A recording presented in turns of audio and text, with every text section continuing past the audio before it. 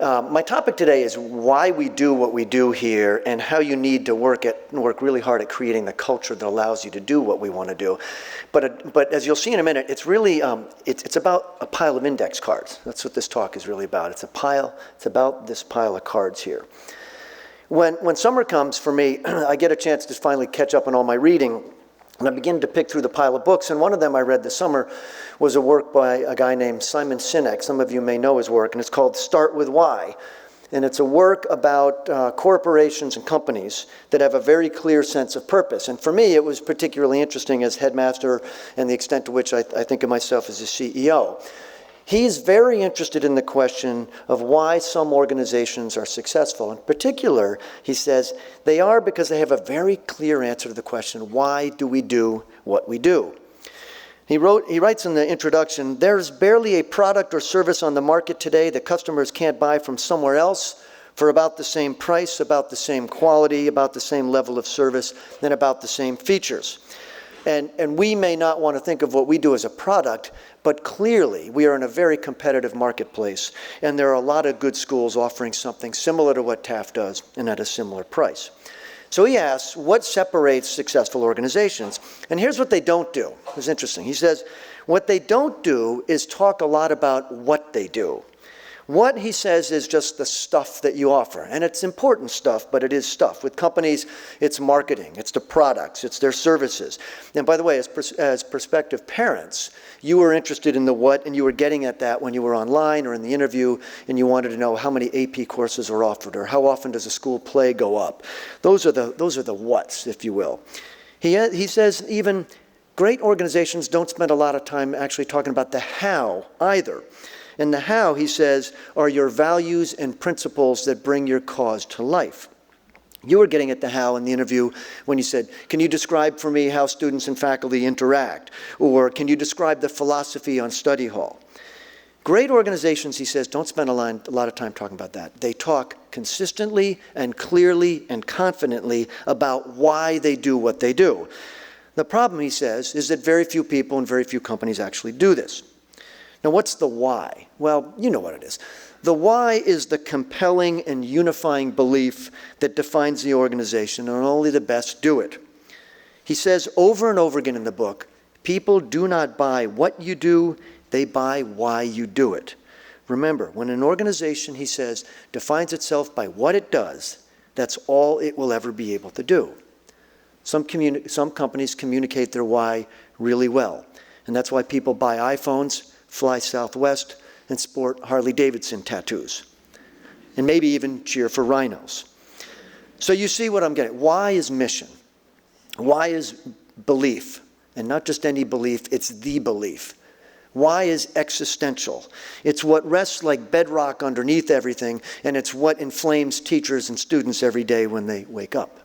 Why do we do what we do? You've heard me give the answer. We have the same answer we've had for years and really throughout our history. Because we want to educate the whole student. Because we believe in a holistic education about the heart and the mind and the hand. Now you would guess, I would think, that with this really clear sense of our why, that it could be readily traced to Horace Taft and his founding of the school, but it's not quite that easy. I think I've read everything he wrote, but doesn't provide a lot of help. I don't think it was his nature. He was a humble Midwesterner. I don't think he liked to brag. I don't think he liked to talk in those terms. Jargon like mission and culture was not common in 1890 or even the decade after. And I don't think he actually knew why he founded the school when he did.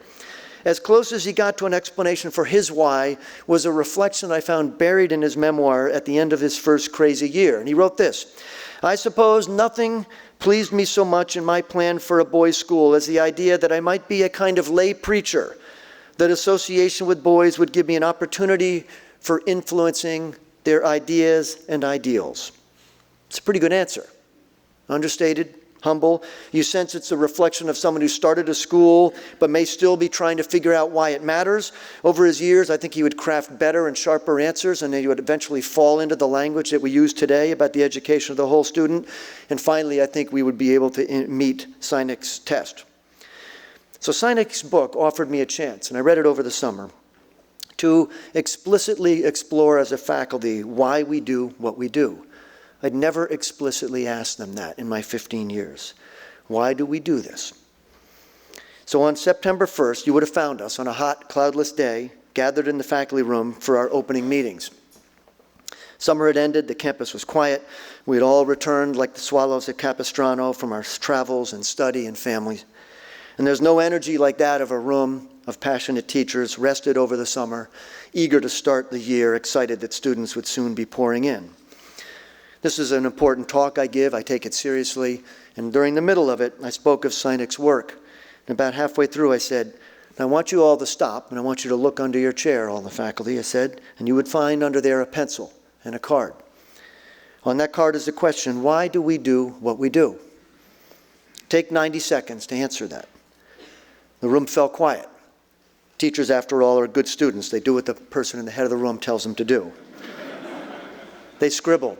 They looked up at the ceiling, smiled, grimaced, cracked their knuckles, ran their fingers through their hair, wrote, erased. I pulled us back together. We shared responses, nods of appreciation and recognition.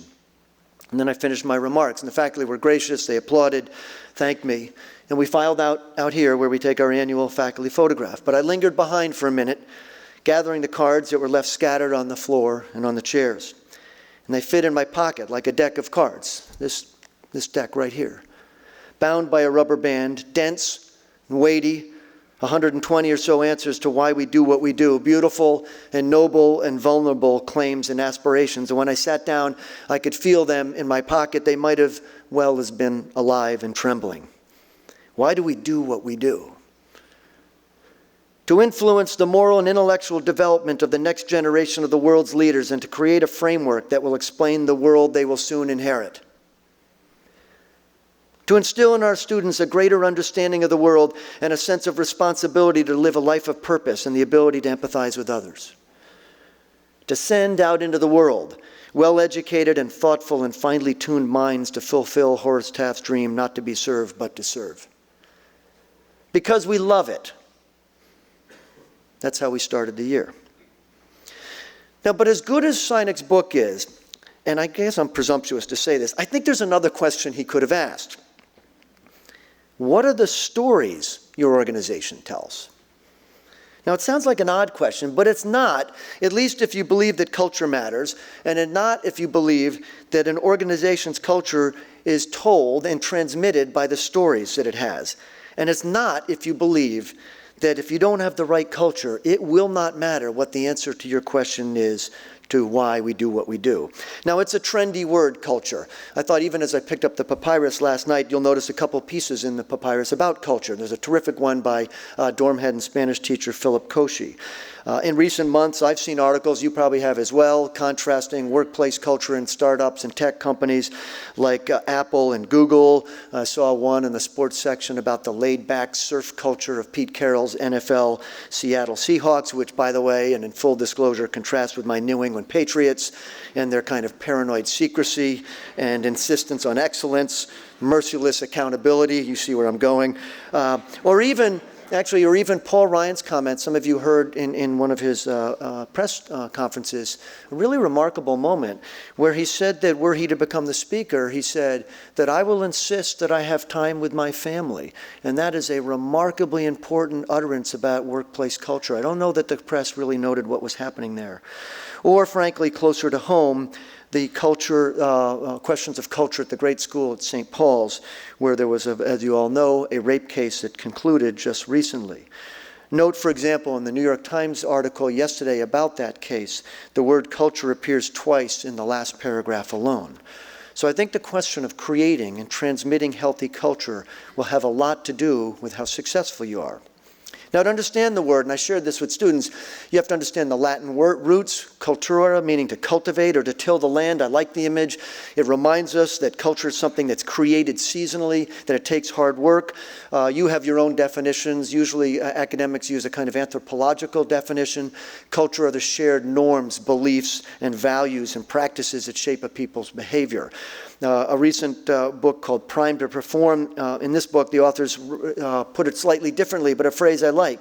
Culture they define as an ecosystem of processes that increase the total motivation of the people to drive their performance. That culture is an ecosystem. Now, in this sense, all human groups have culture, families, teams, schools, corporations, and we know this. If you do not get culture right, your answer to why you do what you do won't matter. And we do know this as well, that you transmit culture by telling stories. You know that. We do this as family members. You do this in your companies. We do it here. So I'm going to share a few stories because I think the telling of stories, and some of these I shared with your children, I think telling of stories matters. And I've changed the names in some cases, altered a detail here or there, but these are all true stories. And perhaps they will tell you something about our culture. I preface it this way. Ours is not perfect culture, and it never will be. Though I hope that you leave today saying that's a pretty happy, healthy culture there. We strive to be a place of high health and high energy, high achievement and high happiness. Those are the words I like to think of describing culture. We want to have a culture that allows for growth and learning, and that means you need to be a lot of things, including warmth and love and humor and kindness and fun. I will admit that I occasionally get disappointed or frustrated or sad when I see our culture is not what I always want it to be. I then remind myself that's the nature of any human organization, and certainly a boarding school with adolescents. And by the way, there is no honest head of school reading about those sad and painful moments at other schools who would say, that could never happen to us. Of course it could. It's because it could that you work really hard to develop a healthy culture. So how do I define Taft culture? A number of ways. Here's one. It's a culture where we really value the idea that students come first. We could not have a school with faculty. We couldn't have it without alumni. We couldn't have it without parents. But it was not built for us. The school was built for students. Here's a quick story. First day of classes was in 2001 was 9/11. It was obviously a really hard day. We had 2 emergency faculty meetings. We decided what we would do that day to ensure that we took care of students.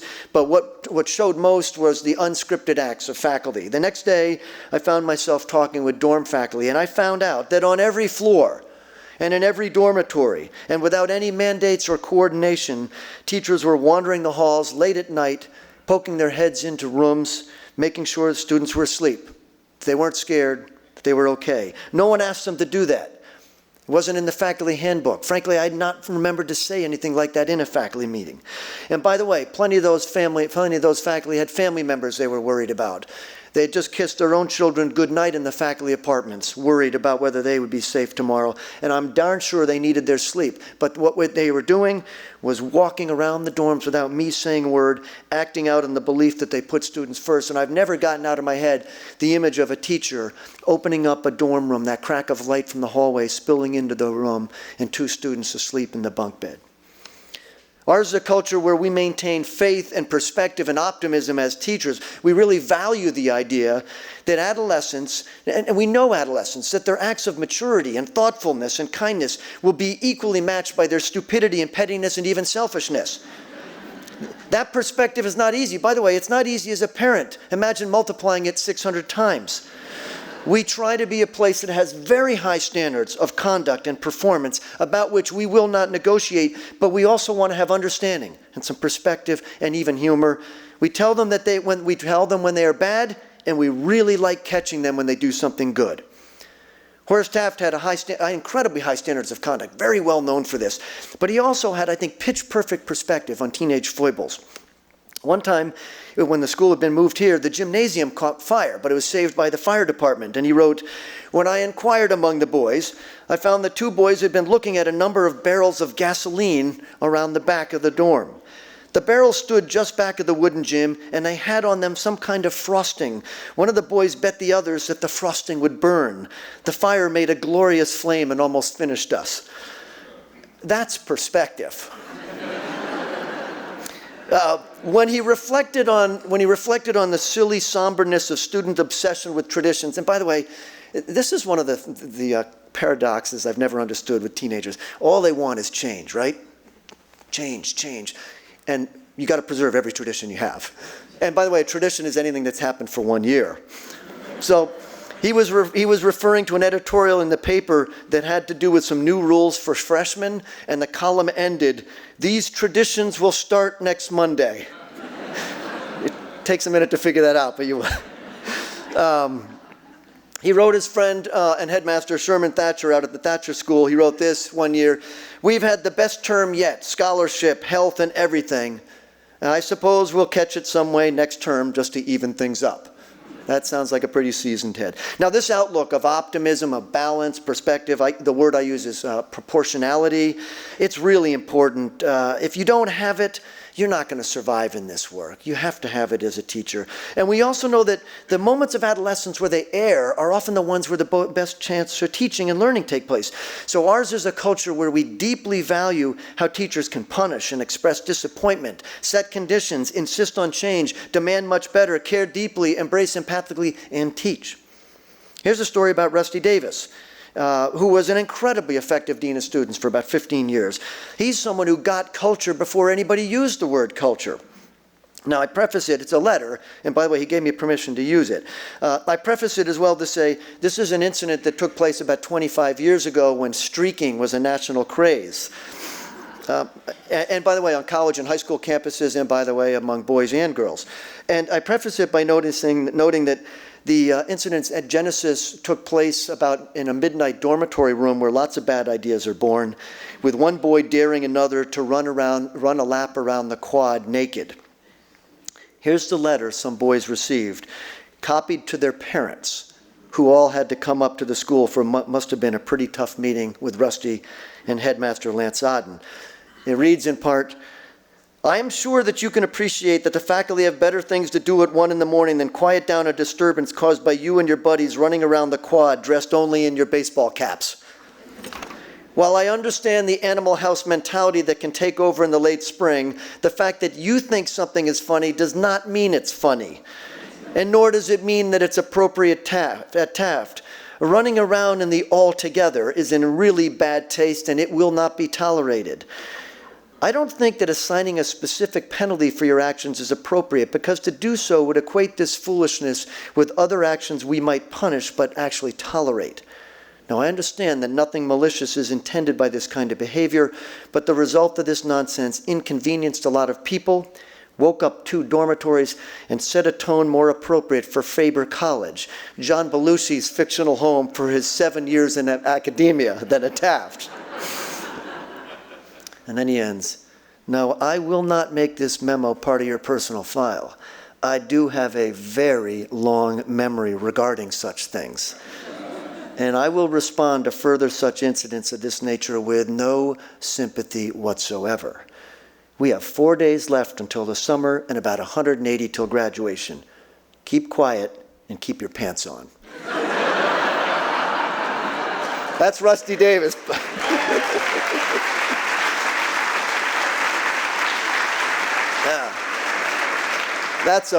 And by the way, the reason I know that's a really good letter is that boy was my advisee. And when I called him about it, he said, Mr. Mack, I still have it. It's over my desk. It says a lot about what we value as a culture in our school. Ours is a culture where we place great value on faculty having intimate presence in the lives of students. It's a culture where teachers will be stubbornly and compassionately and confidently present in the dorms, the hallways, the classroom, the playing fields, everywhere and at all hours. We like to say implicitly, I think, and maybe even explicitly, we are here, we care, and we are not going anywhere. Teenagers call that annoying. I call that love. Not every headmaster of his era could write as Horace Taft did to his friend and headmaster Sherman Thatcher in 1903. Sherman, I'm sitting around the house taking no exercise. The ground is covered in ice. The sledding has been splendid and dangerous. And of course, I could not omit the opportunity.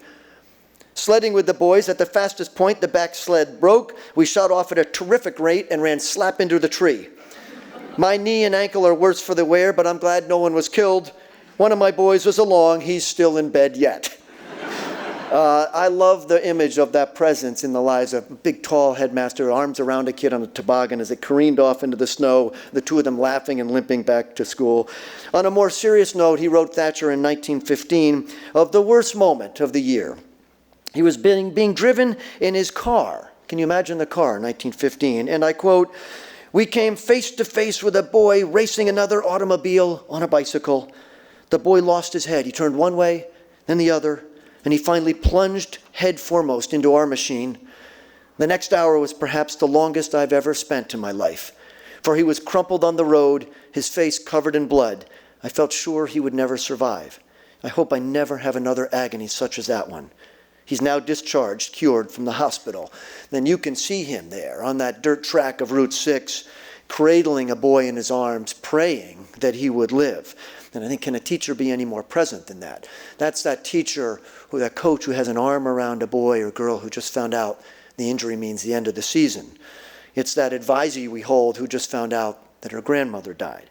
It's that dorm head loitering in the dorm room with that senior who's stressed out over academics. A few years ago, a different story. I joined a PG at lunch. I saw him sitting alone at a table. It was early in the year. I knew him a little bit. I knew he'd come from a large public high school. I guessed that this would be a big adjustment. I sat down next to him. We chatted, and I said, what's the hardest thing you've had to adjust to? What's the most striking thing for you? And then these are his exact words. Mr. Mack, it's this teacher thing. This teacher thing. What do you mean?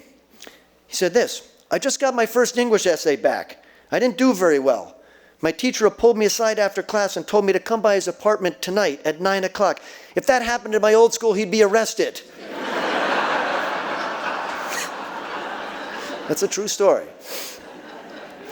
I like to think that ours is a culture where hard work and perseverance are expected and praised. I happen to think that there's more learning in trial than there is in triumph. And so wanting to be a place where we celebrate grit, make it clear that you should be safe to fail. That should be a really center part of our culture.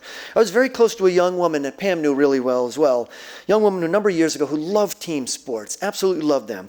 But she wasn't at all athletic. She had some back problems and issues that meant exercise was difficult and painful. She came as a lower mid. I think she tried out for a team every season. I don't recall her ever making a team. And in her upper mid-year, she came running up to me in the hall with a huge smile saying, Mr. Mack, I made the JV. Since 7th grade, I've been cut 13 times, and I finally made a team.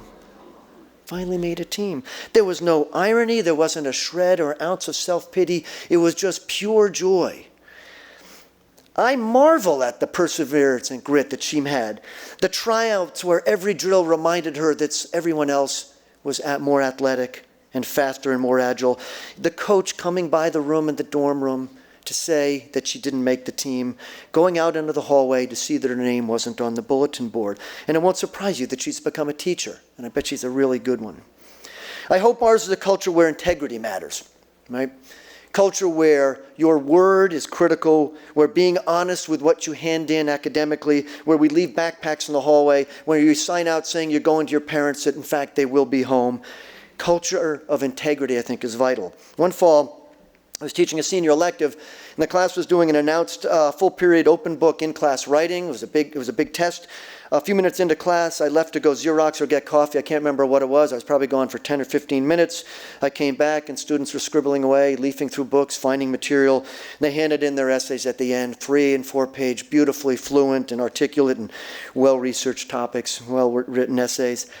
And one student handed his paper in. I noticed it came in at the end of the pile, and it had about three sentences on it. I mean, it had nothing. And I pulled him aside and I said, Alex, what's going on here? You knew you can imagine me. You knew we had this assignment. You can do better than this. Tell me what's going on. And he said, I'll tell you, Mr. Mack. And these were his words. You got up to leave and everyone just kept working. No one even looked up. You have to understand that I came from a school where everyone cheated and I cheated. That's what we did, and no one did it. And he said, last phrase was, and I couldn't wrap my brain around that, right?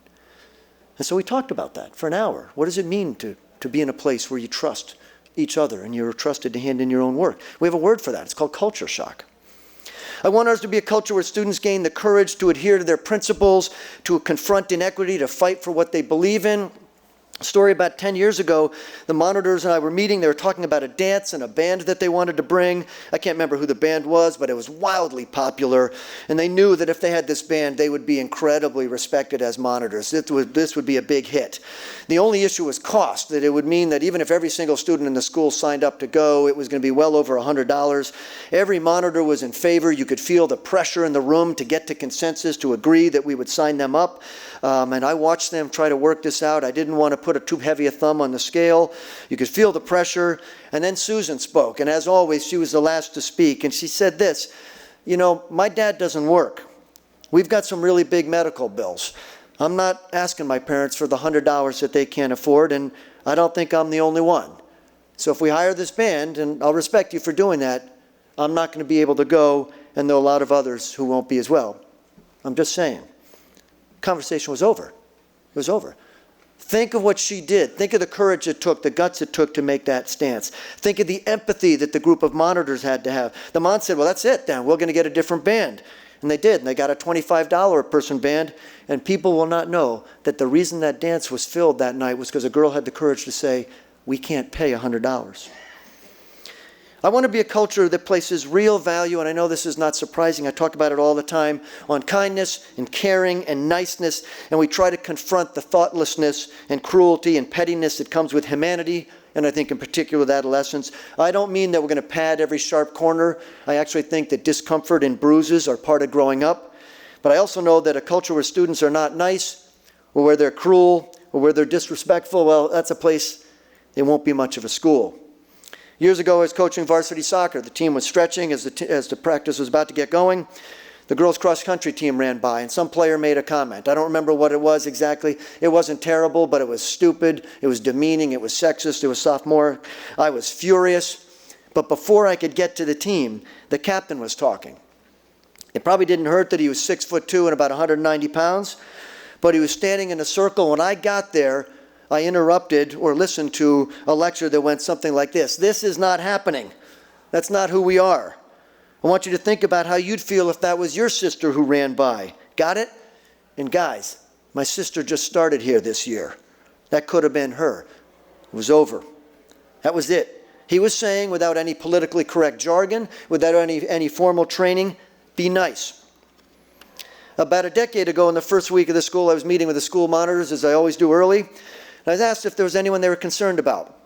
School monitors are terrific at having their finger on the pulse, their ear to the rail about student adjustment. And several mentioned a boy who was being a verbal bully. He was being a jerk. And I was furious.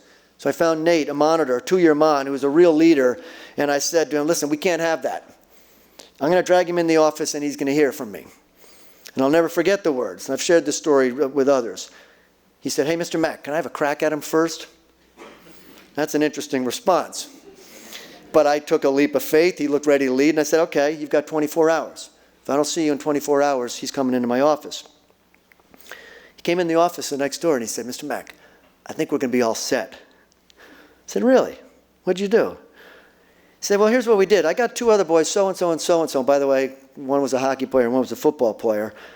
And we went into his room at 10 o'clock, and we politely asked the roommate to leave us alone for a few minutes. Well, I was a little nervous. He said, he was sitting on his bed. We pulled our 3 chairs up close to him. We started in on him. And now that's not what we do here, and we don't treat each other like that. And if he continues that way, he's not going to have a friend in the school.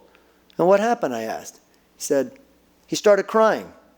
He said at his old school, everybody picked on him, and he thought that he'd beat them to the punch first. That boy became great friends with that monitor, and 2 years later, he became a monitor. When I was a young teacher, I was a dorm head. There was a great group of monitors. We had a boy on the floor whose sister was in college, and then in an awful, totally random act, she was murdered in the dormitory by a complete stranger who wandered in off the street. How's he doing? I asked the mons. He's okay, they shared. Trouble sleeping, nightmares, I said, I don't know what we can do. I guess he could, I check in with him a lot, and maybe he could sleep in the health center. Do you think that would help? And here's what they said. I think we're okay.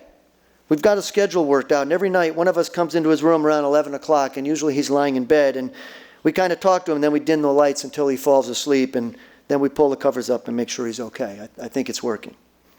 I think it's working. Hardly need to explain what that says about what an ideal culture at Taft looks like. It's not really complicated.